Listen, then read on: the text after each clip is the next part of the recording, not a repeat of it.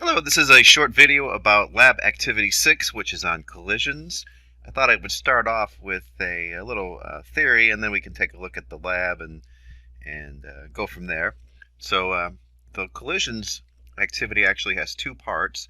The first part is something called perfectly inelastic collision. So perfectly inelastic.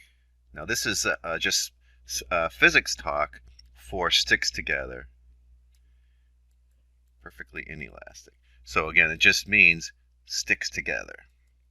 So whenever we have collisions, we can use the concept of conservation of momentum to solve these problems. So regardless of the type of collision, whether it's perfectly inelastic, perfectly elastic, just a general kind of collision, whatever kind of collision you have, the momentum of the system before the collision, so momentum before the collision, so initial momentum is equal to the final momentum of the system.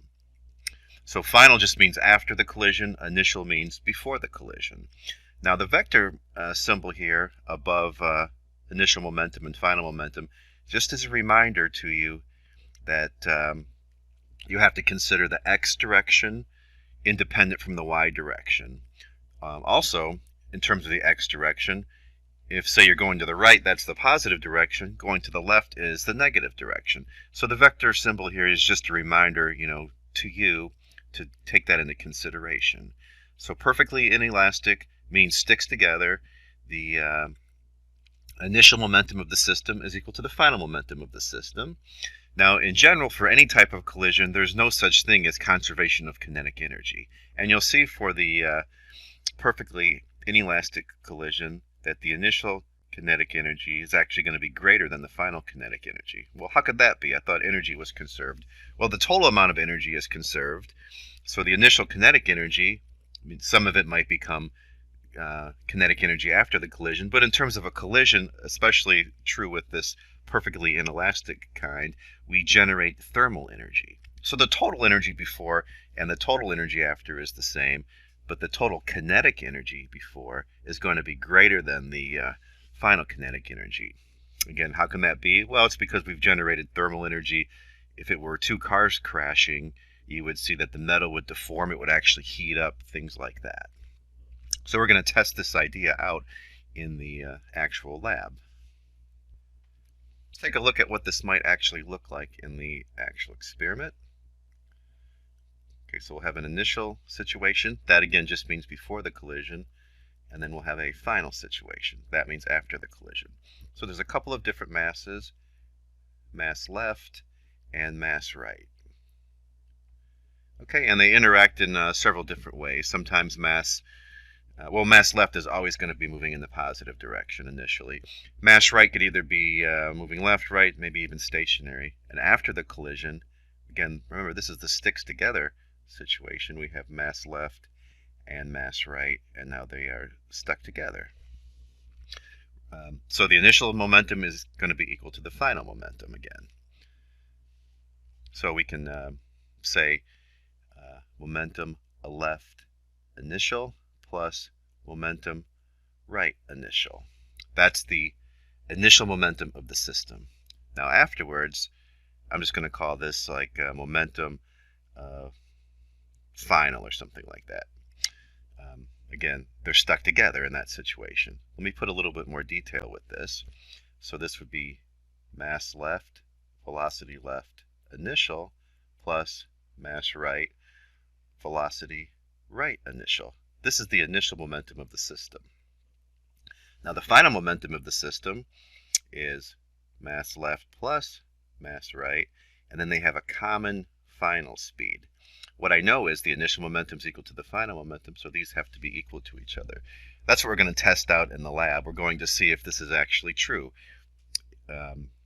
In theory, this is true. Experimentally, we'll have to see how good our measurements will actually be.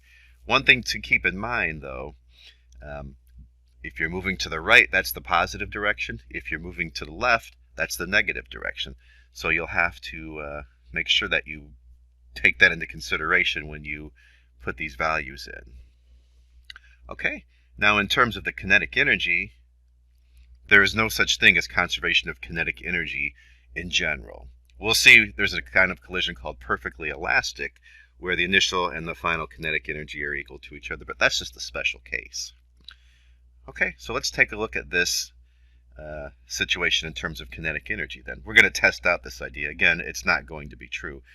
Remember what kinetic energy is just in general. Okay, so let me clear up this page a little bit here. So kinetic energy is 1/2 mv squared. So the initial kinetic energy would be over here on this side. That's before the collision, and here's the final kinetic energy. Now the initial kinetic energy is going to be 1/2 mass left, velocity left initial squared, plus 1/2 mass right, velocity right initial squared. That's the total before the collision. Afterwards, we have 1/2 the total mass, so mass left plus mass right, and then their common final speed squared. And we'll check this out and see if it's true. It's not going to be true, but we're verifying this fact. Okay, so part of the experiment asks also how much momentum was lost, how much kinetic energy was lost. So let's take a look at how to calculate that. Okay, so we're going to look at the percent of momentum loss. So percent momentum lost. So the way to do this is we're just figuring out what fraction we have left, really. So we're going to do the final momentum minus the initial momentum, absolute value of that, divided by the initial momentum. Okay, so this will give you the fraction that's actually lost, and then multiply it by 100. That'll put it into a percentage. Okay, and then part of the lab also is to get the percent of kinetic energy lost. So percent kinetic energy lost, it's a similar formula. This would be the final kinetic energy, again that's of the system, minus the initial kinetic energy, absolute value of that, divided by the initial kinetic energy, and then the whole thing times 100. Okay, very good. Let's actually look and see what the lab looks like. Okay, so I've logged into Pivot Interactives. We're going to be doing air track collisions PNW. So let me take a look at this. So the first part is perfectly inelastic collisions. You know what that means by now. So the video shows gliders on low friction air track colliding and sticking together. There are many videos to choose from, many different masses and velocities. Try out a few to get a feel for the experiment. So the way to change this is to actually just click on collision type, a whole bunch of different ones here, left faster, right stationary, same direction, same speed, different mass combinations. So mass left and mass right. So this means left 100, right 200. That's in grams, so be careful. Okay, let's just play one and you can see what it looks like.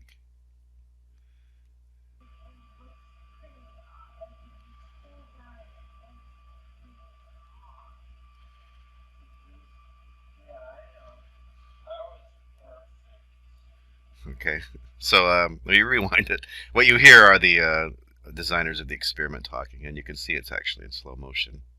And you can hear it is because of the way that their voices sound. So these are same direction. They're both moving to the right. In other words, they're both moving in the positive direction, so they have a positive velocity. And they each have a mass of 200 grams. And they're going to stick together via clay. So let's just see it again.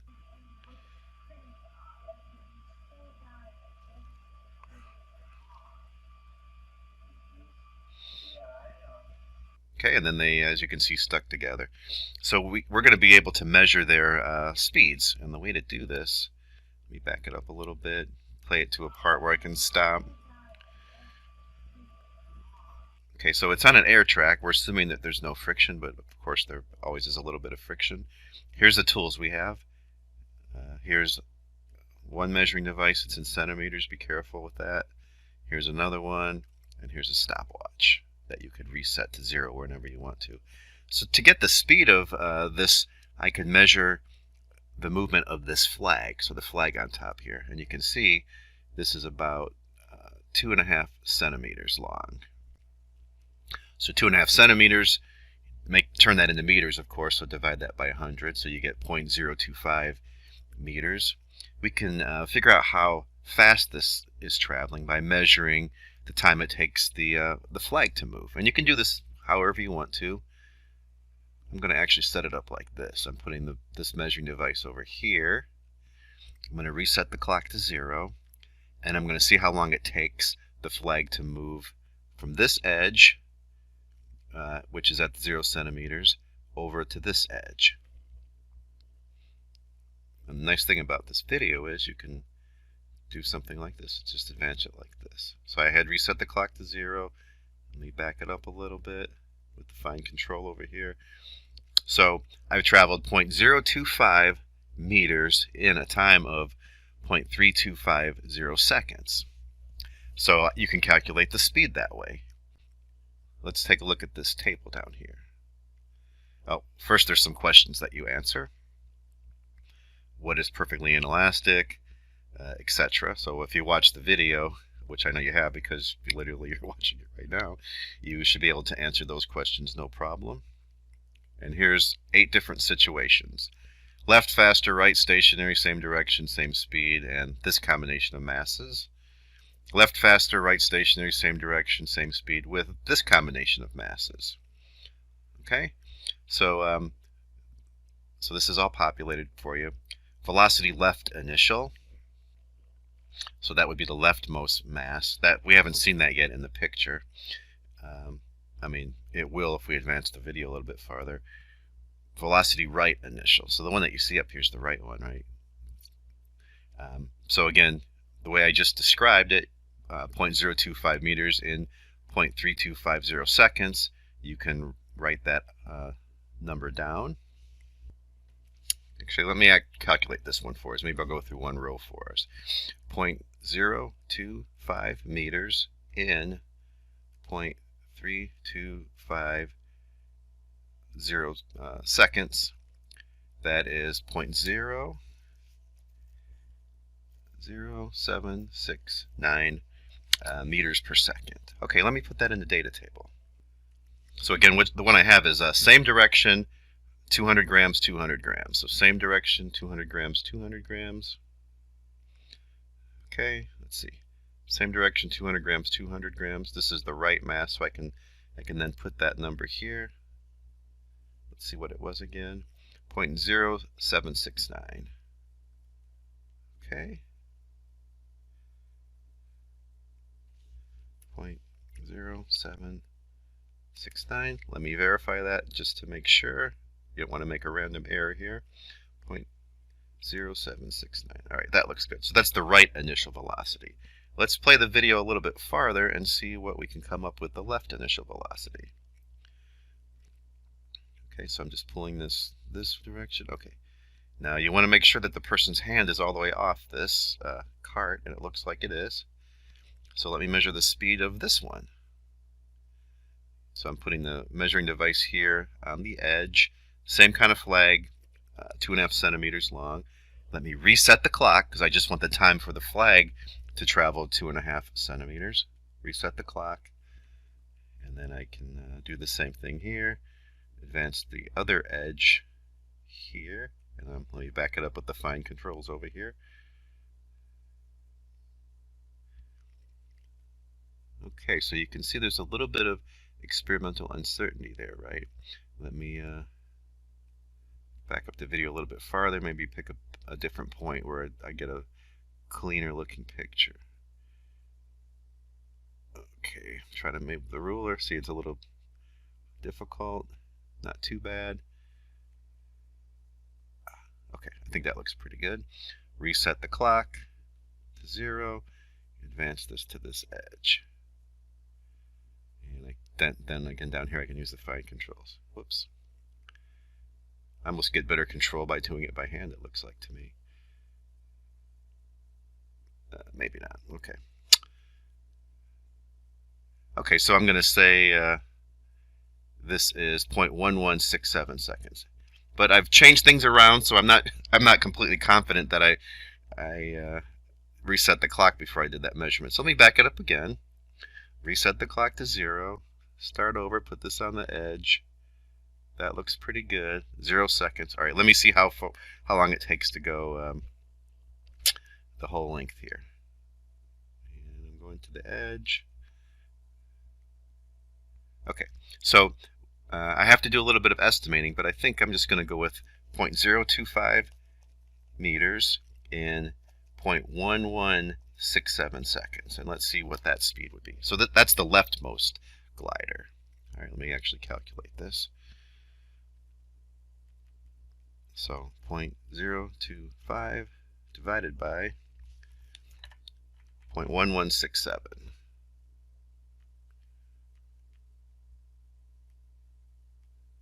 Whoops. 0.1167. Okay, so 0.214. 0.2142, maybe I'll use 0.2142. Okay, let's go down to the data table. 0.2142. And that's the left one. Definitely it's faster, right? That's the one that we were looking at, same direction. So for them to collide, the left one has to be going faster than the right one. So 0.2142. 0.2142. Okay, so we've got the initial speed of both of them. One more measurement to make here. We want to get the speed after they've stuck together. Now we're assuming after they stuck together they have the same speed, which they should. Okay, I'm advancing this slowly. They hit with the clay right about there, and then they start moving off. Now I want to get it as soon as I can after they collide. If I try to make the measurement way down over here, that means that they maybe slow down due to friction a little bit. Probably not a lot, but a little bit. So let me make sure that they've stuck together, and then they're starting to move off. Okay, so that's probably pretty good. I can do the same thing. I only have to measure one of these flags, though, because they're going with the same speed. Okay, so I'm setting this measuring device here. Let me reset this to 0, and then see how long it takes to travel that length. This is them stuck together. All right, that's pretty good right there, I'd say. Okay, so 0.1833. So 0.1833 seconds for the system, both of them stuck together, to travel 0.025 meters. So let's calculate that. Okay, so what I had again was, clear this first, 0.025 meters, and this happened in 0.18, whoops, 181, there we go, 833 seconds. So, okay, so their combined speed, 0.1364 if I round it up, 0.1364. Okay, so let me go down to the data table here, 0.1364, that's their combined speed. So if you go over here, velocity final, that's them stuck together. 0.1364. Okay, and you can notice this is in meters per second, masses are in kilograms. Okay, so we want to get the total momentum. This is the part we're going to have to do the calculations. Now you could just do it by hand from how I showed you before for each of these. I mean, you could go through literally and do mass left, velocity left initial, plus mass right, velocity right initial, add those together. But we could let pivot do the work for us. So change column formula. I've clicked on the 3 dots, change column formula. So the initial momentum would be the left mass times velocity left initial plus mass right, velocity right initial. Okay, so that is what the initial momentum of the system is. Now, both of these were traveling to the right, so both velocities were positive. Now, if one of them is traveling to the left, you have to, on your own, insert the negative sign. We just measured distance divided by time. Really, we measured the speed to think about that as a velocity, you have to assign right positive, left negative. And actually, I think I need to fix this. See if I can clear it. Now let me cancel and start over because I didn't put the multiplication sign in there. So change column formula. Mass left times velocity left initial plus mass right times velocity right initial. Okay, so this is the initial momentum of the system. Okay, now let's get the total final momentum. Remember, that's when they're actually stuck together. Change column formula. So this is the total mass. Let me do it like this.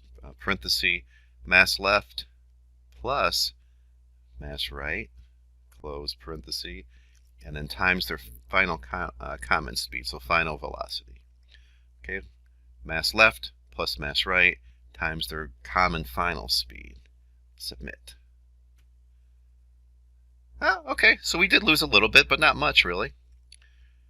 So this was the initial momentum, 0.05822. Here's the final momentum, 0.05456. You'll also have to calculate the percent momentum lost. I showed you how to do that in the first part. I recommend just doing it with the formula here. You know, again, go up here, change column formula, and you can pick anything you want here, and it'll do it really easily for you. So when you populate these other cells, so say you go back and you do the other trials, once you put the numbers in here, it should give you the final momentum and the initial momentum. Okay, you can see it's changed colors here. So go through and do all these different arrangements. Just be careful again if something's moving to the left. It's up to you to put the negative sign in here for the velocities. Okay, so have some fun with that.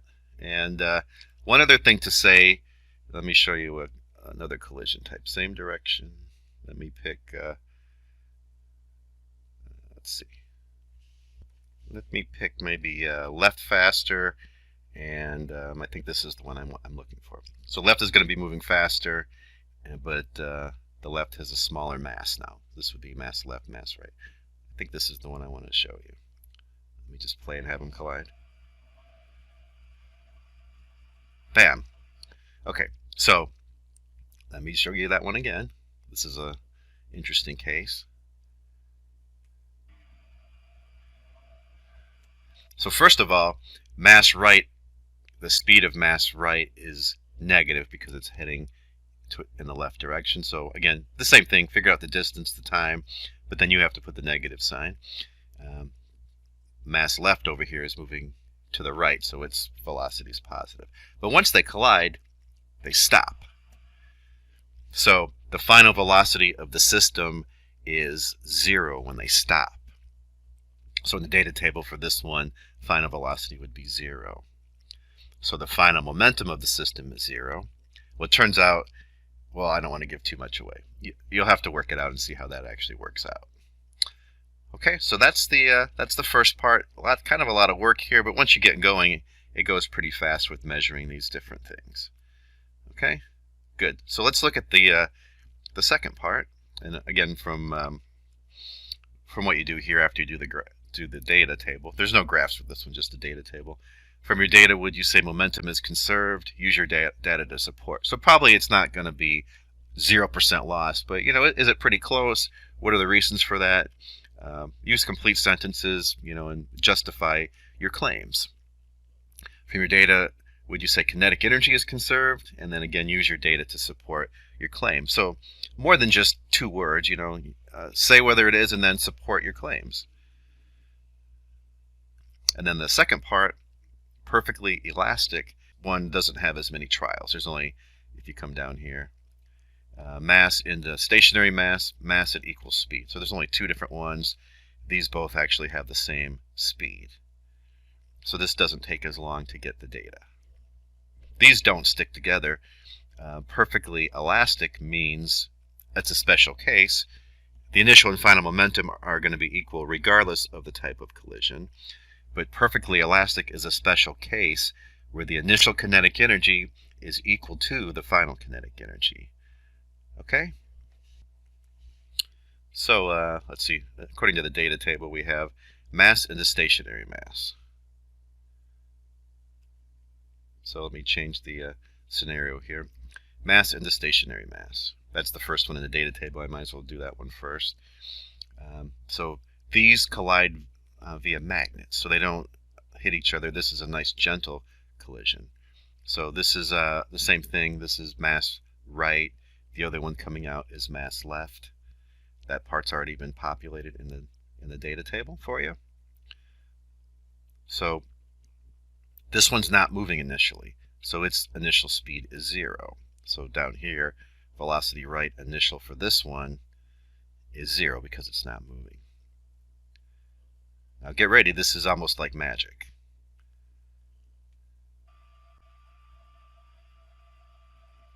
So there's magnets here. They interacted via a magnet. So one came in. Back it up here.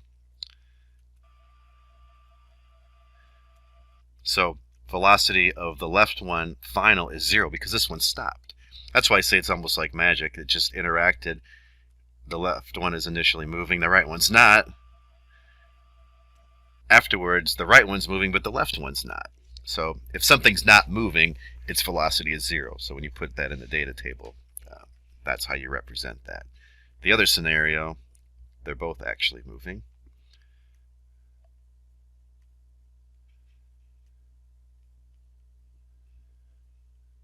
So make sure you pick the correct point in the data table to put these. Oh, let me hit play here.